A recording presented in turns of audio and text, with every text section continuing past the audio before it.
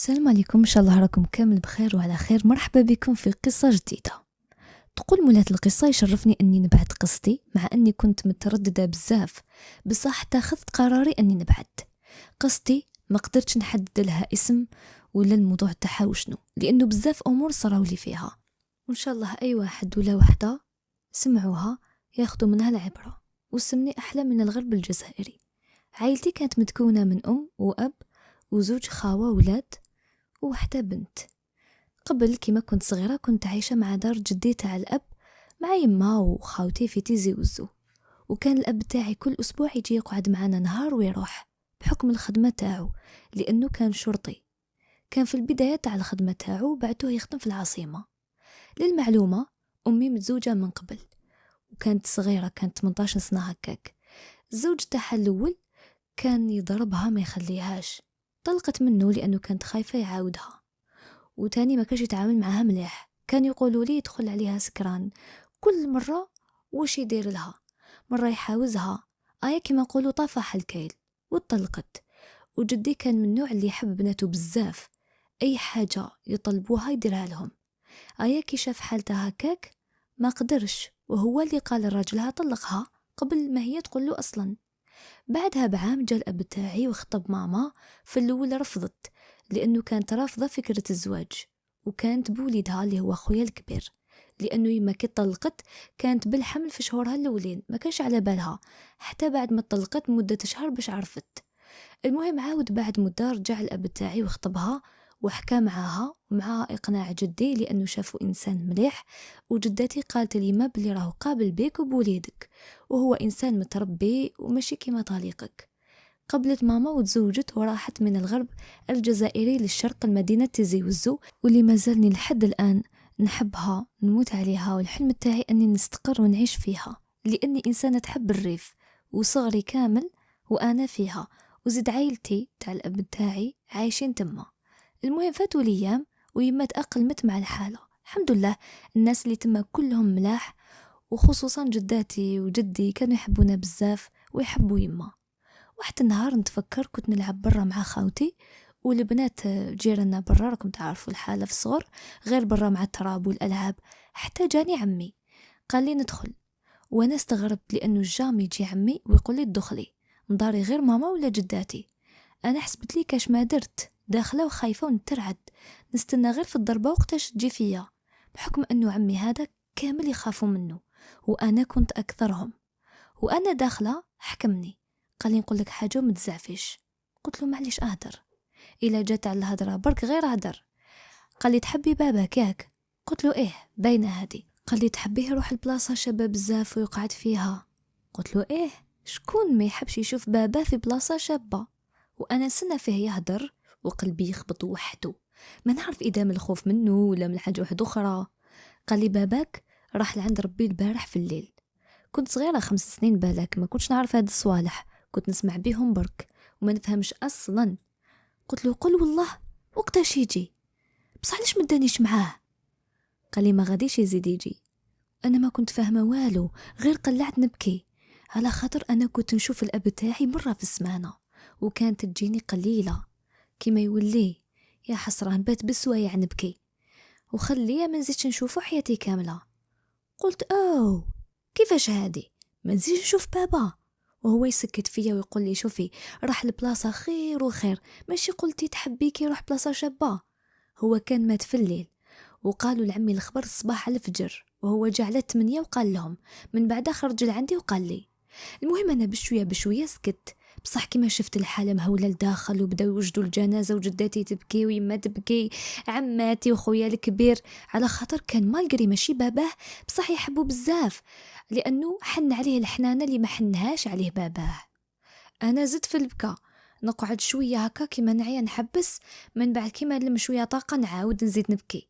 حتى الغدوة من داك بديت بشوية نحبس البكا، بحكم كانوا يجونا بنات صغار برا ولاو يقولوا لي ايا تلعبي معانا، خاطر ماتهم موصينهم باش زعما نحبس البكا. وصح انا حبست، بصح البقيه والو. خويا اللي صغير عليا بعامين ما فهم فيها والو، واختي الصغيره كامل تاني هذاك علاه كانت ما قفلتش عام، تحوس غير تشرب الحليب وترقد. المهم الجنازة ما حبتش تكمل، كل يوم يجوا الناس، بالك قريب سمانة والناس رايحين جايين. من بعد كي ولات تفركت الحالة وليت نلاحظ باللي جداتي ما ولاش تضحك وتعجن الكسرة وجد قصر معانا، كانوا غير عماتي اللي يقضوا الشغل، ما كانوش اصلا ياكلوا الا يطيبوا غير الدراري الصغار، هما ما عندهمش قاع الشهية بسبب موت خوهم. يا بابا مازالني لحد الآن كيما نتفكروا الدموع يهبطوا بلا ما نحس، نكتب دموعي ويدان. جدي كان موالف يقعد في واحد البلاصة عند الخرجة تاع الباب، ما ولاش يقعد فيها كامل، احنا نسموها الكندرة. المهم شغل بلاصة يبنوها كيما الكرسي ويقعدوا عليها، صورتها لي واني شفتها.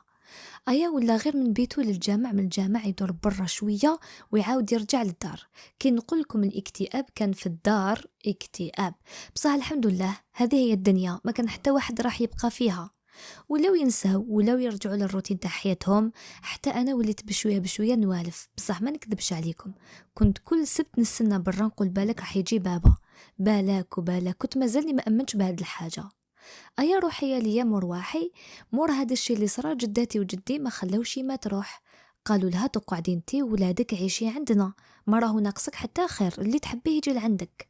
يما قبلت لانه احنا كنا موالفين بهاد البلاصه، وحتى الى قاتلنا هيا نروحوا ما كناش راح نقبلوا، مع انه الجد تاعي تاع يما زعف شويه، كان حاب بنتو تجي تسكن عنده، بصح مع الوقت قال معليش. ولا هو من شهر لشهر يجي عندنا، والجد تاعي هذا خليه نسميوه محمد. جدي محمد كنت نحب ونموت عليه، كان هو وبابا وجدي تاع الاب تاعي كلش عندي، كل ما يجي يجيب لي غير الطب، كان يجيب لي الحلوى الالعاب ويشري حتى لخاوتي، ما كاش مقصر معانا. حتى جدي وجدتي تاع الاب وعمومي تاني ما حد ما قصر معانا. بعدها بعام تقريبا من وفاة بابا يما مرضت، كانت متعلقة به بزاف أكثر من أي واحد، خصوصا في هذيك الفترة. واحد نهار كانت الأم تاعي واقفة في الكوزينة مع جداتي وأنا كنت معاهم نلعب، حتى في دقيقة هكا شفت يما طاحت تغمت، ادوها للسبيطار، قعدوا غير يدوروا من بلاصة لبلاصة، يقولوا لهم روحوا للطبيب الفلاني، بعد الطبيب الفلاني عجبوا بيهم، من بعد بسوايع جاهم الطبيب قالهم بلي راهي مريضة بالمرض الخبيث، الله يشفي جميع المرضى والله يبعدوا علينا، وقال الطبيب اللي حالتها راهي متدهورة. جدتي قالت كيفاه، كانت مليحة ما بيها والو تمشي وتجري، الحمد لله جامي شفت كاتب اللي حاجة راهي توجع فيها ولا. الطبيب قالها بلي كاين حالات ما تبانش عليهم الأعراض وهي من بينهم. من بعد قعدت هي في السبيطار وتتعالج، وكي نقول لكم يا خاوتي تبدلت كامل، نقصت في الميزان، شعرها نصو طاح، وجهها كان منور ورجع باهت خلاص تحسوا بلي ما فيهش حياة. بعد شهرين من العلاج توفات يما الله يرحمها، ما كانش لي يعرف السبب تاع الصح، كاين اللي يقول بسبب المرض، وكاين اللي يقول كاينه حاجه صرات ولا خطا طبي خلاها تموت، لانه كانت متحسنه شويه، ماشي الحاله تاع تتوقع منها انها تموت، ومكتوب ربي ما كان حتى واحد عرف السبه، الاعمار بيد الله، وكما نقولوا فازت الام تاعي بالجنه وخسر المرض هذا. انا كما قالوا لي بلي ماتت ما قدرتش، طحت نبكي، مالقري كنت صغيره، بصح تفكرت بابا واللي ما زدت شفته، ومانيش راح نزيد نشوفها يما، ما قدرتش طحت نبكي خلاص، لانه ما كانوش دايرين في راسهم باللي راح نتفاعل هكاك، بحكم اني صغيره، بصح ما قدرتش، قلت خلاص ما كنت نشوف بابا دوكتان ما وليتش نشوف يما. جداتي وجدي تعرف كي عرفوا ما قدروش، جداتي ناضت تبكي، كانت هي ويما كيما الام وبنتها، جدي تعرف تاني ناض خرج، وكي عرف جدي محمد وجداتي الام تاعي ما قدروش، جدي محمد جا حكم طياره وجا يجري، وجداتي ما قدرتش تجي معاه، كانت غاشات من الخلعه وقعدت في السبيطار، الحالة تهولت، عاد كلش مكتئب، خويا الكبير كان راح حياته غير يبكي، خويا الصغير مام هو، اختي الصغيرة ما كانتش عارفة وش صاري، كي تشوف واحد ناض يبكي تبكي معاه. فاتت الجنازة في حالة، وجدي محمد حلف قال تندفن في الولاية تاعها، والجنازة ما نحكي لكمش، انا وقتها ما قدرتش، حكمت بلاصة وقعدت مغمضة عينيا ما فاهمة فيها والو، ما كنتش نشوف الاب تاعي، وفوق من هكا يما زادت راحت، كنت حتى ما قبل ماشي مليحة، لانه كما دخلت الام تاعي للسبيطار ساءت حالتها النفسيه وحالتي تاني، وما ولاتش تحب تشوفني، كنت كل يوم نبكي خاطر توحشتها، وزاد موتها هلكني، وين راهي يما اللي كنت كل يوم نرقد قدامها، ما وليتش نقدر نرقد وحدي، وين راهي اللي كنت كل ما نبكي تسكتني، كل ما نحتاجها نلقاها. كانت هي كلش في حياتي. ما كنتش نتخيل يجي نهار اللي ما تكونش هي فيه. كنت كل يوم نستناها ترجع من السبيطار وتقول لي راني بريت بنتي، سمحي لي اللي خليتك وحدك. ايه يا يما روحي تشوفي بنتك راهي توحشاتك وما لقاتش واحد في الدنيا قد حنانتك. فاتت الجنازة وكنا كامل مكتئبين، واحد ما حامل روحه، نستناو غير وقتاش يروحوا الناس ونقعدوا وحدنا. خوالي نهار اللي جاو كانوا كامل في حالة. خالي اللي طوله وعرضه هيبة لأول مرة شفتو هكاك ضعيف، وجدي محمد قاعد وحاط راسه، اللي يجي يعظم له الأجر يشوف فيه يحرك راسه ويسكت. جداتي يمة ماما وجداتي يمة الأب تاعي قاعدين في حالة يبكوا بسكات. في زوج خسروا واحدة كانت بنتهم. خلاصت الجنازة وجدي محمد قال لي نديك تعيشي معايا، وأنا ماشي قادرة، قلعت درت حالة. قعدنا نقول له ما نروحش ويسكت فيا، يقول لي حتروحي معايا تشوفي يماك، مرة يقول لي حنشيلك ألعاب، كل مرة يكلخ لي بحاجة. حتى أمنته، وأنا بيني وبين روحي كنت مازالني مأمنة باللي بالك يجي نهار وتجي، يجي نهار ويجي بابا وتجي يما، وقاعدة غير نقول بالك وبالك. عائلتي في مدة قصيرة اللي كانت بالنسبة لي كل حاجة تفككت. الأخ تاعي الكبير ده باباه مالقري جدي تعب ويحكي معاه، بصح الأب تاعو اللي ما سميهش أب ده بالعاني باش يزيد يكوينا ويكوي خويا، وخويا الصغير رباتو خالتي كانت ساكنة في فرنسا وماشي متزوجة داتو معاها ورباتو. أختي الصغيرة ما شح نحكي عليها لأنه ما عندهاش دور في القصة، على جال يعني الخصوصية وفقط.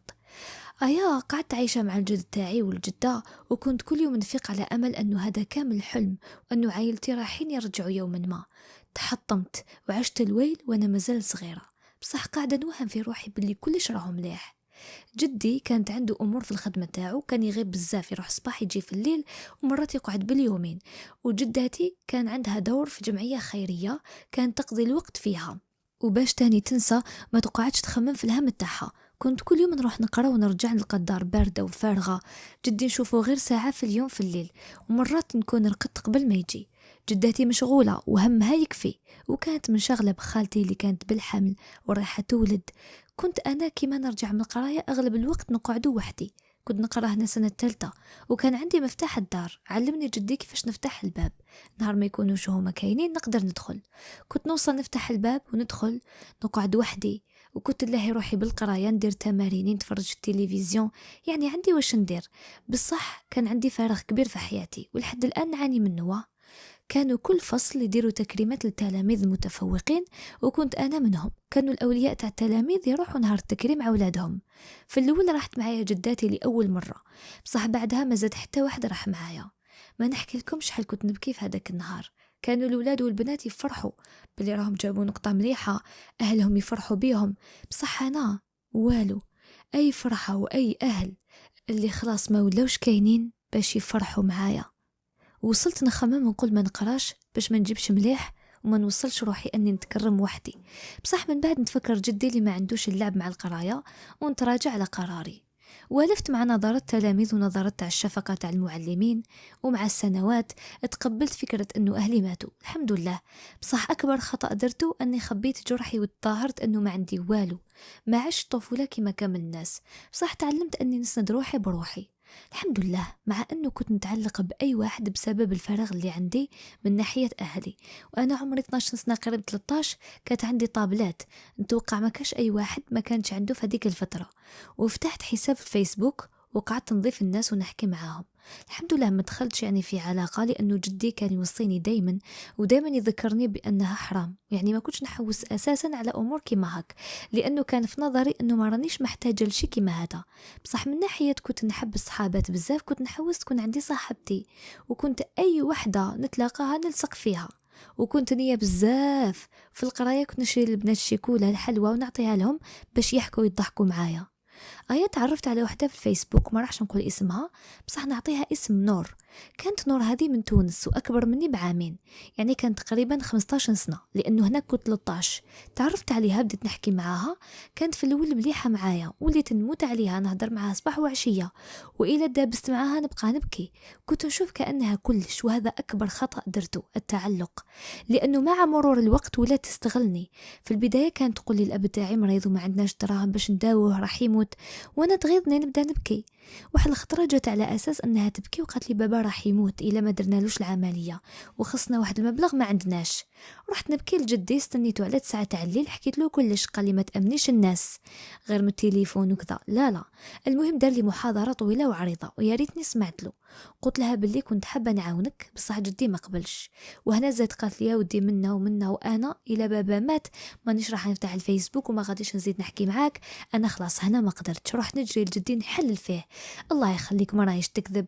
جدي كي لقاني هكا قال لي معليش يا سيدي، وسقساني على النيميرو تاع الكونت تاعها وكلش باش يبعث لها دراهم. عطاتو تاع يماها ولا معباليش تعمل. المهم راح غدوه من داك بعثت لها ولا تشكر فيا وصحيتي. الله يخليك ما ننساش خيرك. انا فرحت لانه حسيتها فرحت كي باباها راح يداوي. ما كانش تحسب لي بلي هذيك الفرحه من موراها حاجه خبيثه، ربي برك اللي عالم وش هي. زادت بعدها بمده خرجت لي بحكايه جديده. ها كيفاه ونحتاج دراهم. انا حشمت من جدي، قلت لها ما نقدرش نقول له. قالت لي كيفاه وماشي هكا وما نعرف كيفاش، كيما نقولوا بدات تبين في وجهها. سكت بصح من وراها ولات ما تردش عليا، تقعد وتبدا تتنمر، وانا غير ساكته ونبكي بيني بين روحي نقول علاش تبدلتي عليا. واحد الخطره جات قالت لي تعطيني دراهم يا نبلوكيك. المهم هددتني. رحت قلت لجدي وجدي دالي الطابلات وقال لي الهضره مع هذه الطفله ما كاش وراهي تستغل فيك وما تحبكش كيما صاحبتك وما تامنيش اي واحد يجي ويزعق عليك. انا وقتها دخلت في اكتئاب ما نكذبش عليكم، لانه كنت متعلقه بها، ولانه انا اساسا بسبب الحادثه تاع اهلي وليت نتعلق باي واحد يدخل في حياتي. بعدها بفترة بديت ننساها وبديت نحاول نتعايش، ومن موراها ب3 شهور هكاك جدي شرالي تليفون وعطاهولي ورجعت فتحت نفس الحساب تاعي القديم. لقيتها بعثت لي هي وصحاباتها يسبوا فيا ويعايروني. تخيلوا وش قالوا لي يا ليتيمة، تخيلوا وين وصلوا. بكيت بزاف. من بعد بلوكيتهم وفتحت كونت جديد. مع الوقت نسيت اللي صرا، بصح ما زدتش درت صحابات، وليت نحكي مع الناس بالسطحية ونحط في المنشورات الفيسبوك نضحك. الميساجات تقريبا ما ندخل لهمش، نقعد غير ندور ونحوس على لجام باش نطلع الكونت تاعي برك. اي واحد الخطره دخلوني في الجروب تاع التمثيل. في الاول ما وليتش شغل نحب ندخل ونحسهم غاملين، بصح من بعد بشويه وليت ريبوندي نضحك. تعرفت على بنت تم وقعدت نحكي معاها تقريبا 6 شهور وتعلقت بها للاسف المره الثانيه، بصح ماشي هذاك التعلق كما المره الاولى. والبنت هذه كانت عندها تاني صاحبتها نعطيها اسم وعد تحكي معها الطفله بزاف، والطفله هذه كانت تحب هذه وعد اكثر مني. انا بديت نغير وما نكذبش عليكم، في البدايه كرهت هذه الطفله وعد يعني، لانه كانت في بالي بلي سرقت لي صاحبتي، بصح بشويه وليت نحكي معها وحبيتها. من بعد بشهر ونص هكاك صارت مشكله بين البنت هذه ووعد، وما نقدرش نحكي لكم عليها لانه على حساب واش نعرف البنت هذه تابت وماشي مليح نعاود نفضحها قدام الناس، فاللهم يعني نسترها. بصح المشكله هذه خلاتهم يفترقوا، والغلطه هي هذا البنت ماشي وعد. وطاحت هذه البنت من عيني نهار عرفت وش دارت. انا مانيش حابه نخليكم تخموا وش دارت، بصح نقول لكم برك هي كذبت، بصح فواش كذبت هذه نخليها بينها وبين مولاها ما نفضحهاش. بصح انا قعدت ما بين نارين كما نقولوا، يا اما نروح نحكي مع هذه البنت ونبلوكي وعد، ولا نروح نحكي مع وعد ونبلوكي هذه البنت. وانا لانه كنت زعفانه من هذه البنت لانها اولا ولات بعد مني، وثانيا الكذبه اللي كذبتها تسمى كذبتها عليا مام انا. فرحت وبلوكيت هذه البنت وقعدت هي قاعدة تحاول تحكي معايا ومع وعد، بصح وعد رفضت تماما. فقلت للطفلة أني مسامحتها بصح ما نقدرش نحكي معاها، ولأنها بصراحة أذتني بزاف هذه الطفلة، وهي تحكي معايا أساسا غير باش توصل للوعد، ماشي نيتها أني نحكي معاها. المهم قعدت على تواصل مع وعد. في البداية كانت هي مليحة معايا وكنت نحاول نهون عليها، لأنه اللي دارته الطفلة هذيك ماشي قليل، ماشي أي واحد يقدر يتخطاه بسهولة. والعام هذا كان عندي الباك، بصح مالغري هكاك قعدت نحكي معاها وانا مضغوطه مع القرايه، بصح ما قدرتش نخليها وحدها لانها كانت غيظتني بزاف، وما نقدرش نخلي انسان في هذيك الحاله وحده. جازت فتره وكانت في رمضان هي بدات تريبوندي روطار، تقعد باليومين 3 ما تردش. واحد نهار بعثت لها ما قدرتش يا خوتي، قعدت قريب سمانه ما ريبونداتش. تخلعت عليها قلت بالك راه صار لها حاجه. بعثت لها وش بيك ما كيش تردي، وش كاين؟ الا ما كيش مليحه ارواحي قولي لي نعاونك يا اخي، على بالك نحيها مني ونعطيها لك نورمال. حتى انا نخلع في الطفله تقولي ما عنديش غير انت في حياتي باش نتلها بك، هاي روحي خطيني وخليني في حالي. انا ما فهمت والو، كنت نتقطع من كلامها تاع الصح، اعتبرتها كيما اختي، كنت تقول لي اعطيني قلبك نعطيه لها. لأنه مشكلتي كنت نهار نحب واحد نحبه من قلبي ونتعلق به. المهم اتخذت قرار اني نبعد عليها ونشوف في قرايتي، باسكو راهي تحطم فيا برك. وفي الفتره هذه كانت حياتي يعني روتين، ما كاش حاجه جديده. بصح كان عندي ولد خالي اللي ماه بنت عم الاب تاعي، كنت شغل نشوفه في الريف وانا صغيره. كان هو برك اللي نعرفه، ولت نلعب معاه كلش وانا صغيره. كي كبرت شويه جاو الاهل تاعو وعاشوا مع جدي وجداتي، لانه جدي انتقل لدار وكانت كبيره. اما لا جدي قال خالي ارواح تعيش معانا، وعندي خالتي راجلها ميت، مام هي كانت عايشه معانا. في هذيك الفترة كنت حسنت شوية، لأنه الدار تعمرت، وليت نلقى خالي مرت خالي وخالتي، وكانوا خالاتي يجوا يزوروا جدي وجداتي. راكم عارفين الأجواء تاع الدار اللي ساكنين فيها العائلة. الولد هذا اللي قلت لكم ولد خالي نعطيه اسم آمين، كنت دايرته كيما خويا ومام هو. بصح في فترة تاع عامين ولا سافر وراح يقرأ في ولاية أخرى. من بعد رجع وقف معايا، مازال لحد الآن واقف، وهو راه سبب من الأسباب اللي خلاتني نتخطى ونتقرب من ربي بزاف. هو يعني خويا من الرضاعة، لأنه أنا وخوه زدنا في نفس الفترة تقريبا، بيناتنا غير شهر. وإما كانت مريضة وقت اللي ولدتني، إما لا رضعتني مرت خالي. وتاع الصح مهما رديت له من خيره جامي نوفيهولو. المهم لخصت بزاف أحداث صراو في حياتي، لأنه نصفهم ماشي مهمين بزاف. نرجعوا للطفلة وعد هذه اللي قلت لكم في رمضان، والفترة هذيك ما كانتش مليحة معايا، وأنا كنت في نفسيتي متدهورة. وجدي تاع الأب تاعي الله يرحمه إن شاء الله توفى في 16 ماي، كنت نموت عليه. كل ما نروح نزوره في الصيف جيب لي صوالح، يضل يحكي معايا، ما يبخل عليا بحتى حاجة، يقول لي نشم فيك ريحة ولدي. رحت وحضرت جنازته، بصح قعدت غير يومين ورجعت، لأنه كان عندي باك بلون تجريبي، وكانت حالتي ماشي مليحة كامل. بصح كان لازم نضغط على روحي. قلت لكم جدي محمد عنده القراية خط أحمر. فاتت الفترة تاع الباك الحمد لله جبته بمعدل مليح. في الصيف رجعت هذه الطفلة وعد وتأسفت على تعاملها معايا، وقالت بلي كانت تمر بضغوط، مع أنه المشاكل تاع أي إنسان عمرهم لا كانوا مبرر أنك تعامل الناس بهذيك الطريقة. بصح سامحتها، قلت لها معليش، وهذا أكبر خطأ ديرو، هي أنك تمد فرصة لواحد وتسمح له، لأنه غلط معاك المرة الأولى وخلاك جامي تأمنه تعاود دير فيه الثقة. قالت لي نرجعوا صحابات ومنا، وقبلت. في البداية كنت ما نحكيش معها بزاف، يعني جابدة روحي عليها. بصح من بعد جدها توفى قعدت نواسي فيها، وقفت معها وكلش، وعاود فات الصيف مليح، وقررت هي أنها تروح مرة واحدة أخرى، وعاودت رجعت. وأنا أقول معليش بالك عندها مشاكل، بالك عاودت دخلت نقرأ وهي تاني، وكانت علاقتنا مليحة. بصح أنا دخلت في اكتئاب بسبب بزاف أمور، منهم القراية والمشاكل والضغوطات. الحمد لله تجاوزته، بصح علاقتي بها ما كانتش مليحة، وما زلت لحد الآن ندمانة أني ما كنتش نحكي معها بطريقة مليحة. أنا ما خسرتش معها، بصح كنت نحكي ببرود برك، بصح على الأقل ندمت وتأسفت. ومع هذا حاولت نتحسن على جال عائلتي وعلى جالها هي، لأنه كنت معتبرتها كيما أختي. وفي رمضان غابت هي لمدة تقريبا شهر، لأنه يما هدت لها التليفون، وأنا حزنت لأنه كنت موالفة يوميا نحكي معاها. دعيت ربي باش ترجع، والحمد لله ربي استجاب لي ورجعت. بصح تعرفوا نهار الإنسان يذلكم، يا خوتي رجعت تعامل معايا كلي أنا ما على باليش وش شايفتني، مع بالي صاشية كحلة. بصح صبرت حتى حسنت لها من نفسيتها. بعدها هي دخلت تقرا وعاودت رجعت لنفس الشيء، التعامل بطريقة ما نوصفها لكمش خير. وصبرت في الأخير حضرتني بدافع أنها عندها قراية، وأنه أنا غلطت معاها في حاجة، واللي هي ما على باليش كاع وشنو هي. كذبت عليا في أمور على حياتي، مع أنه أحداث اللي صراو لي جامي واحد يوصل يكذب فيهم أني نمرض ونقولها راني مرضت. وين راه الكذب في هذا الشيء؟ بصح مستحيل أني نعاود ندير نفس الغلطة ونعاود نرجع نحكي معاها. والحمد لله على كل شيء صرالي في حياتي. اللي نقوله لكم هو أول شيء اختكم العلاقات الإلكترونية، وما تعلقوا بحتى واحد، لأنه التعلق بغير الله مذلة. ما تديروش لامان في اللي جات، فهمتوني؟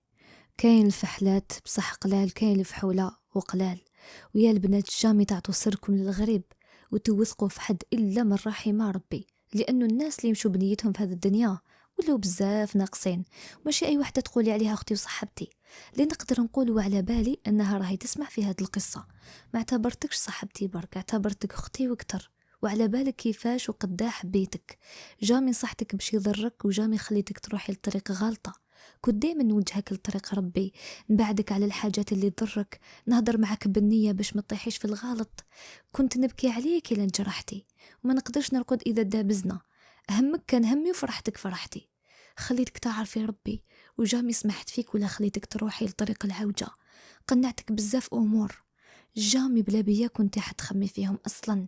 هذا كامل وما على باليش كيفاش كنت معمية بتصرفاتك معايا. بصح الحمد لله ربي بيلنا وجوه الناس بالخف. وحاجة ثانية حبيت نقول لكم ردوا بالكم على أهلكم، والله ما يتعوضوا. اللي عندها يمها ترد بالها عليها، ما كاش اللي خاف عليك الصح كيما يماك وباباك. اللي عندها بابها تشبع منه، حاجة مدهم في هذه الدنيا، استغلوهم مليح. أنا مهما كتبت ما غاديش نوصف القهر اللي راهو داخلي، بصح حبيتك تعرفي اللي زعما جامي اعتبرت واحدة قريبة مني كيما هاد الطفلة. الحمد لله على قضاء وقدر ربي. كاين مثل تاع مالك يتصرف في أملاكه، حكيم لا يفعل شيئا عبثا، فالأرض أرضه ونحن عباده، فليفعل ما يشاء فإن إن شاء الله صابرون. حاليا راني عايشة مع جدي ربي يخليه ليا، مع خالتي وخويا الصغير ربي يحفظهم، ونقرأ في نفس الجامعة تاع ولد خالي، علاقتي بهم مليحة بزاف، وراني مخطوبة والحمد لله. ربي عوضني بعائلة وأهل بعد ما فقدت عائلتي، مالغري كنت معتبرة وعد كيما أختي، بصح الحمد لله على كل حال. ربي بعدها عليا لسبب أجهله، وربي يعلم مصلحتي أكثر مني. السلام عليكم، إن شاء الله راكم كامل بخير وعلى خير. مرحبا بكم في قصة جديدة. هذه القصة مختلفة في طريقة كتابتها، راهي هنا في الأوراق لأنه مولاتها عطتها لي في يدي في يوم معرض الكتاب وين درت كتابي الأول، وكنت في ستون ديالي، جات وعطت لي القصة تاعها. قصة عنوانها مجهولة النسب. تبعوا هذه القصة للأخير لأنه ممكن تقدروا تعاونوا مولاتها في إيجاد يماها. تقول لبنى بكل صراحة أنت أملي الأخير، حاسة أنك راح تعاونيني أنت والمتابعين باش نوصل المبتغى تاعي.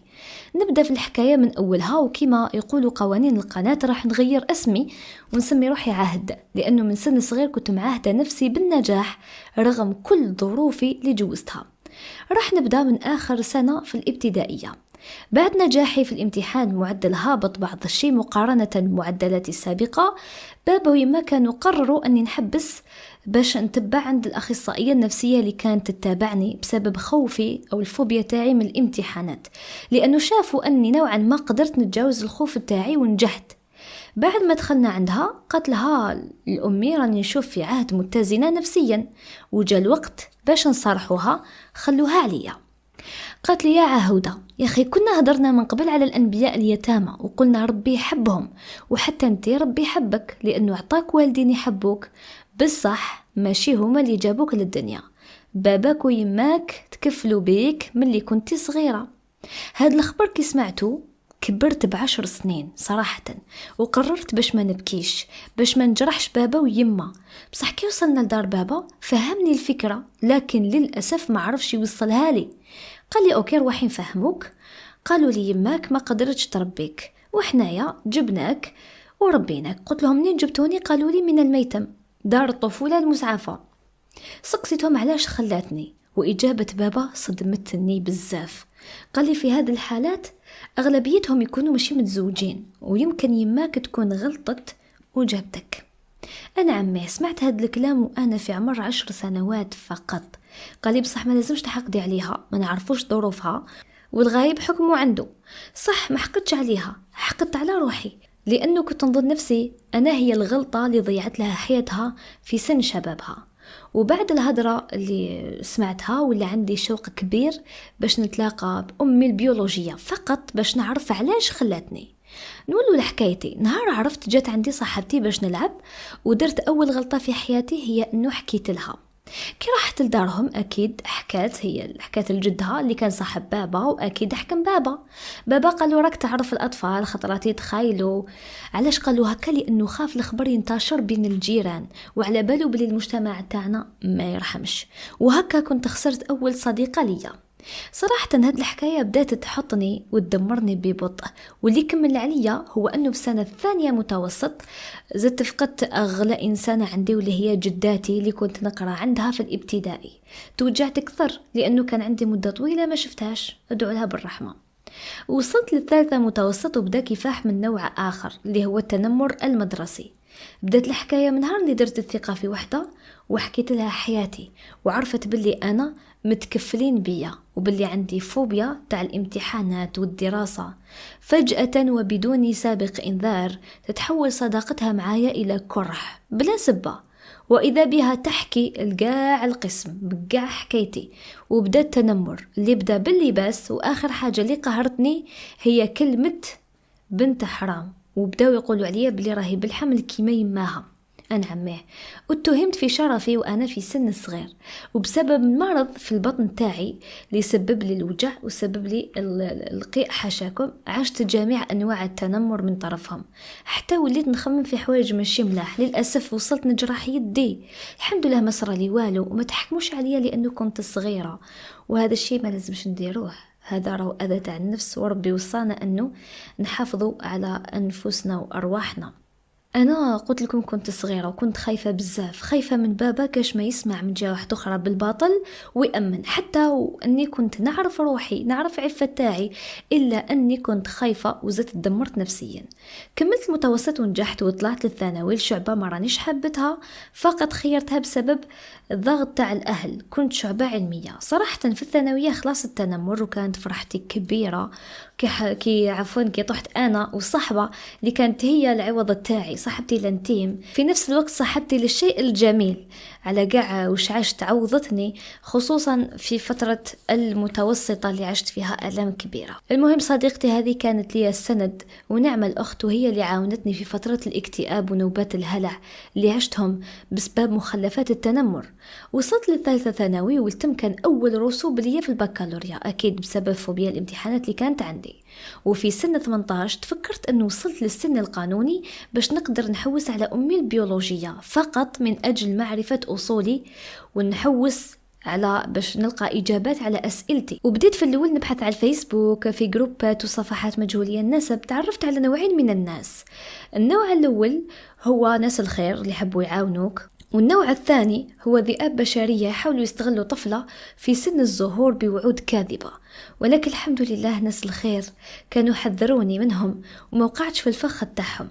المهم صارت لي أول حكاية في عام الأول من البحث، مع العلم كنت نحط الاسم اللي زدت به والتاريخ اللي زدت فيه والمكان، وكنت نعرف اسم الأم البيولوجية اسم فقط والولاية اللي تعيش فيها. بديت نحط في جروبات ولاية الأم، حتى واحد نهار بعثت لي وحدة قالت لي باللي راهي تعرفت على هذه الإنسانة، راهي جارتهم يعني عندها نفس المواصفات، ممكن تكون هي يماك البيولوجية.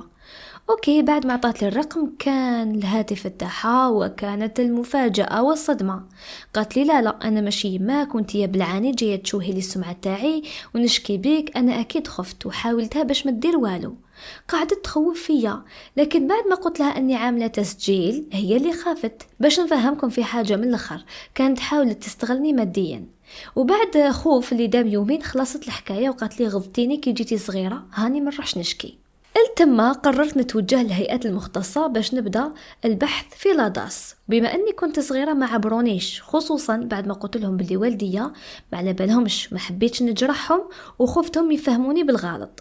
المهم بعدها قررت نركز مع قرايتي، لكن للأسف لم أوفق، خسرت الباك للمرة الثانية لنفس السبب، فوبيا الامتحانات، صعوبة الدراسة. بصح ما نسيتش عهدي لنفسي أني ننجح رغم كلش، عاودته الثالث مرة والنتيجة للأسف نفسها، رغم أني ضاعفت المجهود والجهد وحرمت روحي مش حل من حاجة، لكن مكاتب الله هي اللي تسير حياتنا. بعدها قررت نسجل في التكوين المهني ونعاود الباك حرة ونغير الشعبة. بديت التكوين في معهد والتم شخصيتي تبدلت، كنت دايره تكوين ونقرا، يعني نخدم كمتربصه. وطريقه التمهين الحمد لله رجعت لي الثقه بنفسي. شفت انه فشلي كان في البكالوريا فقط ماشي في الحياه. حبيت العمل واتقنته وربحت محبه العمال اللي معايا، تعلمت مهاره التواصل. وفي الدراسه كنت انا الاولى بمعدلات ممتازه، حتى اني جوزت البرمي وربحته. كان عام مليء بالنجاحات والفرحه. فجأة خسرت ثاني أعز إنسانة عندي، واللي هي خالتي، اللي كانت أمي الثانية، أحن إنسانة عرفتها والوحيدة اللي تفهمني في هذه الدنيا من غير كلام، تقراني غير من خزرة عينيها. أدعو لها بالرحمة، توفات شهر قبل الباك. وفجأة تفكرت آخر حاجة قالتها لي قبل ما تمرض: عهودة هذا العام ياك تجيبي الباك تفرحينا. الباك أنا ما قريتلوش هاد العام، بصح لازم نفرح خالتي لآخر مرة. شهر واحد كان كافي باش ننجح، والمفاجأة كانت بعد النجاح تحصلت على تخصص اللي كنت نحلم به. وفي رايكم مش هو؟ علم النفس. الآن راني نقرأ في الجامعة وراح نكون خريجة هذا العام. دعواتكم لي بالتوفيق. مؤخرا بديت مشروعي الخاص اللي هو كتابة البحوث، مذكرات، وحتى إنجاز عروض التخرج، صناعة اللوجو، بطاقات العمل، كارت فيزيت، وأسأل الله التوفيق. بصح نسيت ما قلت لكمش، أول مرة دخلت على الجامعة دخلت بحجاب شرعي. صح كنت نلبس مستور من قبل، بصح ما كاش كيما الحجاب الشرعي والحمد لله. ولكن بقيت نخمم في أصلي، زدت حوست في الفيسبوك وبدون فائدة. والآن حبيت نطلب منكم أنتم تعاونوني تبارطاجيو هذه القصة. وحبيت نزيد نقول حاجة: في حين وضع الأطفال في أحضان أمهاتهم على أنغام الزغاريد، وضعت أنا في حضن سرير بارد، وفارقت التي كانت ستكون سندي لظروف أجهلها ولواقع يقول أنا مجهولة نسب. أعلم أن فراقي على من أعطتني الحياة كان لها ظروف، ولم يكن الفراق بالسهل لها.